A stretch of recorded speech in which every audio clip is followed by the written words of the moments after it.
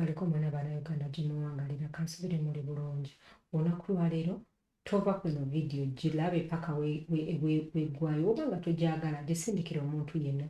N'ekirala era buli bw'okomentinga n'olayikinga bannayo vidiyo y'eggulu mwalayikinze mwakomentinze yafunye impression ennungi era yandaze abantu abakoze kyaba forwardings.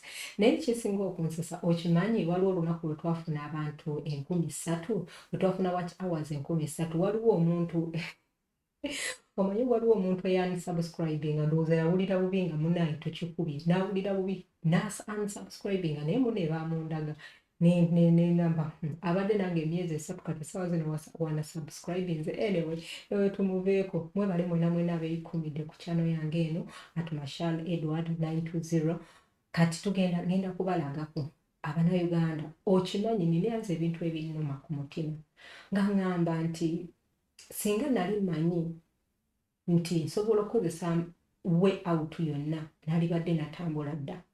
Njijukira nze nali e Uganda awo nga sirina kye nnina nga like ninayo obusente bwange obutono nga tebusobola okunnyambako okutambula nga ndi mwana muto nga siri muntu mukulu kubanga najja nolina emyaka 25 kati ng'olabira ddala nalibadde nkikuba nti ebbanga linamala awo nga neebuza amagezi e Uganda nalibadde nakikuba kubanga natandika traveling nga ndi wa myaka 19.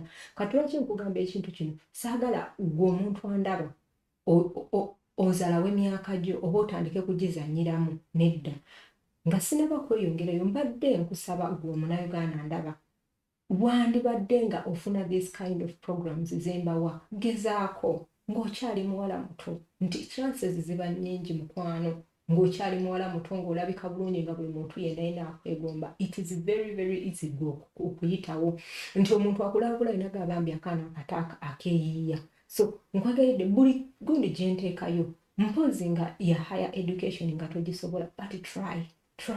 Nze ebintu binene kati sawa zino wembiraba nengamba ne Mukama singa nali mbimanyi singa natambula singa nali mbimanyi olunaku lweggulo waliwo gayi yazze nga tugamba opeya nawulidde nga ngenda kufa nga ngenda kaaba naye ng'ebiseera ebyo nalina ssente oba okitegedde kozi natandika okugenda e Dubai nga ndi wa myaka 19 nga maliriza senior 6 nengenda manyanga Kuwait. So Kuwait nenvayo nga sinadi n'ekikumi era nga we nabagamba naye ate nemala nengenda e Dubai singa mu kugenda e Dubai nalibadde nfuna olulimi lwenkola lwensoma Olujamani cause by that time nalibadde nfuna Olujamani nengendera mu family emu. Naye omuntu yenna omwana yenna ayina ndaba waneeno ng'oli mu Dubai wandigenze ng'oli mu myaka emito nga tonnabaweza myaka 26 kubanga waliwo abamu abaŋŋambye nti Masha ebintu bitulemye olw'ensonga we are applying baddinaayinga olw'ensonga wakuze oba okitegedde kubanga tebagenda kukkiriza ng'abaana b'emyaka 23 gye bali nga gwe olina 26 oba okitegedde era bagenda kkiriza bano abaana bato. Kati omuntu yenna ndaba obanga ogenda ku applyinga naye kuba Germany newebanga ogenda ku applyinga ku America opeya making sure nti emyaka mito kati nga sibalwisiza njagala kubatwala ku gundi eno mulabe Destiny Careers eno gundi erina programs nyingi eziri international nezitali international kati ngenda kulaga mpola kasavu kanyama gwe kennyini pikinga mukyojira but try mukole CV ennungi nabalaga bwe bakola CV bambi nabalaga wogenda neobanga oluzungu lwo sirungi genda ku chat GP nakateekamu omwo kakuwandikira ogambe how can I write a CV as a opeya oba kitegede kagenda kuwandikira oba kagambe write for me a CV as opeya ngomaze okujjuzaamu ebintu ebiki kagenda kuwandikira oluzungu olulungi oba recommendation ennungi kati nga gwe tonaba kwekolera CV genda okanoonyi ka chat GP okateekemu oteekemu olabe emirimu gyo gy'osobola okwekolera ate oluzungu olulungi. I love you all tugende maaso. So ogenda ku gundiyo owandiikemu Disney Careers kino ekigambo kino kyemulaba waneeno ekyo ki Disney Careers. Kati bw'ona ojja waneeno mbadde njagala ojje wano ku international ojjawo ku international okunewo wonookoona ku international ogenda kulaba biki bwe bityo oba okitegeera abantu abafaanagana bwe watyo oba okitegedde. Wetugamba international olaba abantu abaddugavu, olaba ebintu bwe bityo oba okitegedde. Njagala ngo kennyini weekole ki weesomere. Kati njagala tugende ku careers kubanga twagala kukola ki, twagala kwapulayinga emirimu giigyo. Waliwo eno ya bizinensi, waliwo eno consumer goods, ne wabeerawo creativity, ne wabeerawo emirimu giigyo mugiraba oba okitegedde emirimu mingi. Kati ngenda kulaga batya bw'olaba omulimu ogenda kwapulayinga otya. Kati olaba waneeno wetuli waneeno kati eno ye international duli mbagambe musobola okukoonawo wokoonawo osobola okuscrollinga wansi n'osoma kati naye wano osobola okukoonawo ne kabeera bwe kati n'olaba a world of magic waits for you. Kati n'ojja waneeno n'olaba okimanyi ne Disney World waliwo academic exchange program naye omusobola ogikozesa nayo n'ojja. Bannayuganda tweyigirize nnyo okubeera nga tukozesa buli each and everything. Kankulageko katono nga sinagenda ku mirimu waneeno kangeze eligibility requirement igwe nga gwe ayagala okubeera nga ogira.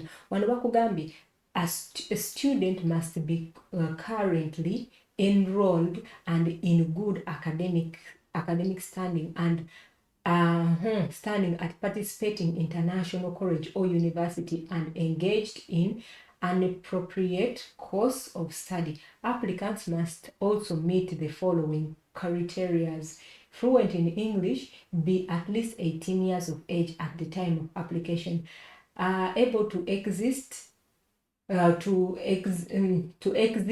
the USA and return home upon completion of the program. Kati waneeno bakugamba nti kati waneeno gino emyaka 18 omwana bamaliriza senior 6 oba okitegeera. Kati nga bagamba olina okuba nga omanyi bulungi oluzungu lwo such that nga osobola okweyongera omaze senior 6 then eno ogundi osobola ogikozesa. Kati ne bakugamba waneeno omuntu yenna oba olina okubalaga nti ogenda mu US naye ojja kudda oba okitegedde. Ekyo ekintu tunakibagamba osobola okuwandiika gundiyo n'oswearinga affidavit namubiru I'm going to America but I will return back. Mu mutima gwo gwaba akimanyi n'olayira n'obagamba gwekomawo era bagamba how long are you going to spend? Agenda ku spendingako naku gundi yange semester wange wegwanga nkomawo. As simple as that, like normal person deep inside. Yes, oba olinga si kintu kirungi kulimba but that is how we have to do it. Kati ne bagamba please contact your international academic institution to see if they have an exchange partnership with a participant US college or university for the program. To learn more about role opportunities for the academic exchange program, click here. Era nga bakugamba nti gwe kennyini osobola contactinga essomero lyo oba university n'otandika okwogera nabo for further information. Kati oba oyagala you can click here n'ogamba no going further okitegeera n'olaba kiki n'olaba program ki eziriyo biki ebiriyo biki oba okitegeera. Wano sigenda kulwawo nnyo kubanga si wakoze ki si watulese. Woba oyagala then osobola signinga up ne weeyongerayo naye waneeno si bwe wakoze ki si bwe watulese. Era njagala kola ki njagala kweyongerayo kanzireyo gye twabadde. Twabadde waneeno era ne mu culture ogenda kola bati culture exchange program. Woba oyagala kankulage culture exchange program waneeno bakugamba bakulaga waneeno students kankyongezeeko okay okay nga bagamba students must be enrolled in an accredited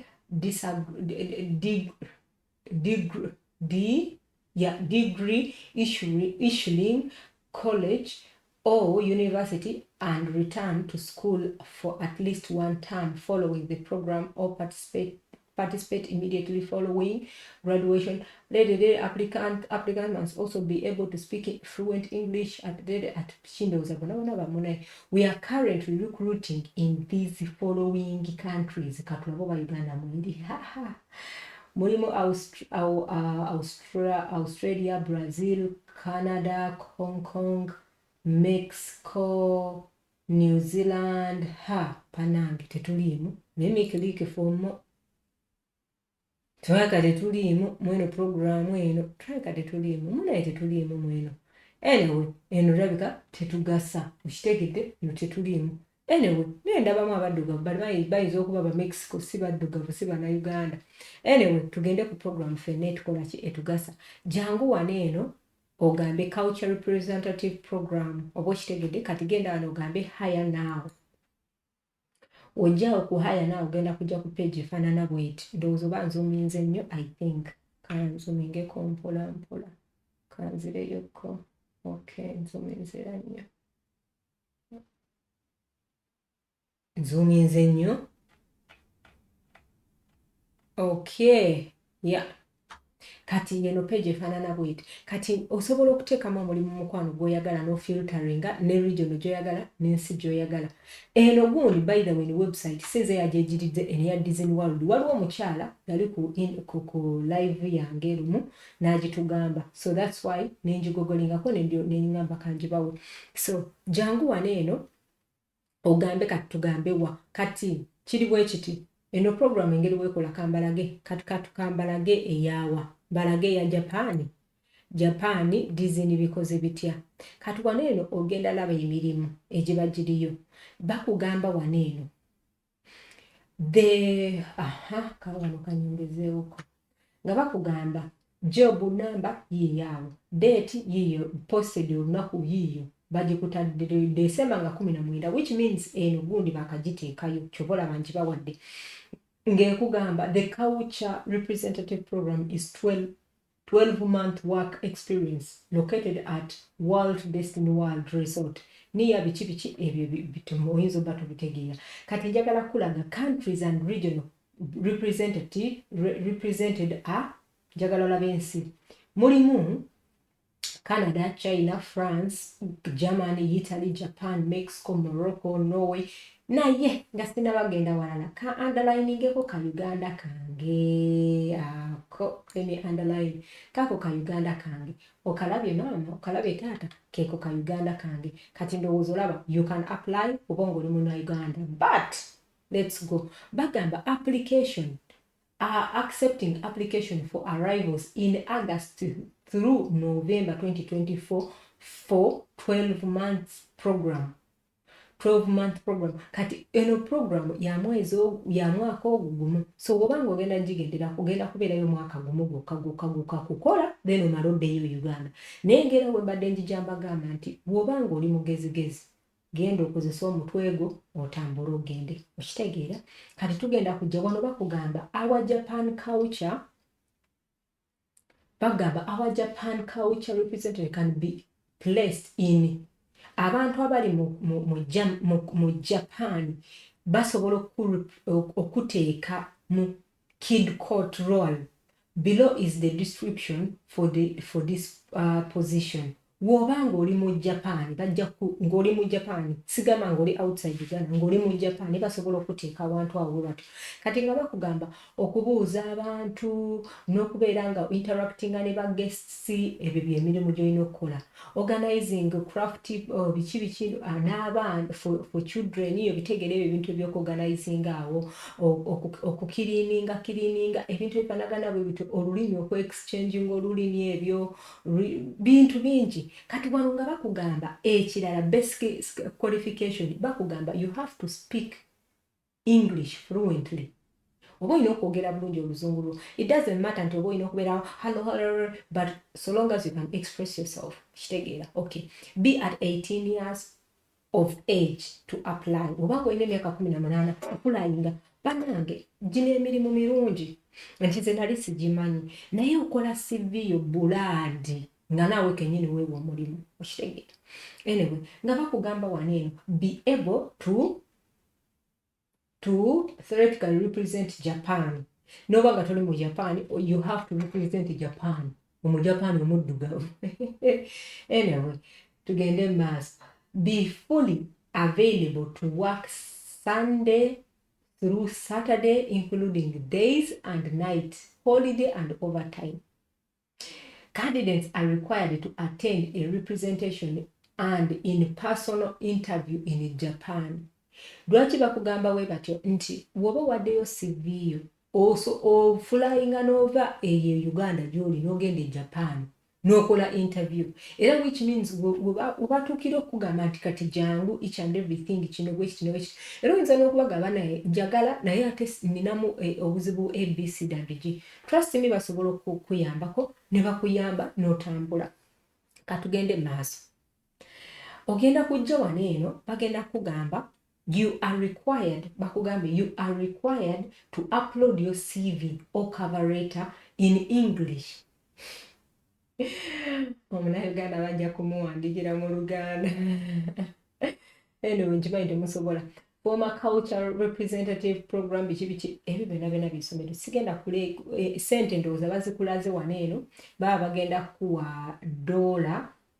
kuwa dola meka dola $70 per hour kati bwoba oyagala oku apply nga kyemmanyi ekibuuzo jangu wano gambe apply ojja ku apply gamba wano I don't have account jangu wano eno creating account yo omala ogambe continue ogenda kujja wano eno ogambe create teekamu erinnya lyo teekamu wano password teekamu wano eno password giddemu ogiteekemu oba okitegedde kanteekemu gwe email ki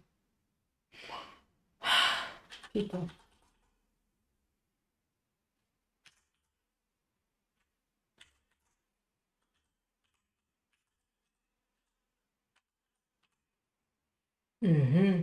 kati nga bagamba wano eno security questions weeteremu ku security question what is your name of the school nkyagijjukira bagamba what is your favorite vacation holiday kale kanteekemu America America yali favorite I don't think so anyway second question kati biteekemu gwe kennyini yo mother middle name oba pet kanteekemu kati ngende wano eno ku third question nteekemu my first car you owned BMW nga tebijja BMW ng'onyiga continue don't save kati ng'ojja wano eno kati ogenda starting application bagamba kwa 15 minutes let's start okitegedde jangu wano eno nga watono twatulaba buti okay jangu wano eno oteekemu amanya go bakwa just 15 minutes teekamu amanya go teekamu bintu byo teekamu byonna phone number teekamu email address teekamu zip code teekamu buli kimu teekamu gambe save and continue ogenda kusavinga okontinuwinge kati bannayuganda mutryingeko ebintu byembawa you never know maybe bayinza okuba tebakuwadde essaawa zino naye nga yo chances coming nze ekintu kinnuma nti naawe kennyini nnyini ojja tuuka ekintu kino kirabe nti essaawa zino eno we are trying oba am trying naye ngenda tuuka ekiseera nga sikyasobola kukola bintu bino eno nga wembikola nnyo so naliyagadde nti nze nkulumirirwa ng'omunauganda nga sogenda kumpa wadde n'ekikumi nenkola research nendaba ekirungi nenkikuwa mbadde nsaba naawe kennyini weeyambe I love you all may God bless you mukama abampa ekimusinga okwagala ku mitima gyammwe likinga commentinga subscribing ate tomwani subscribing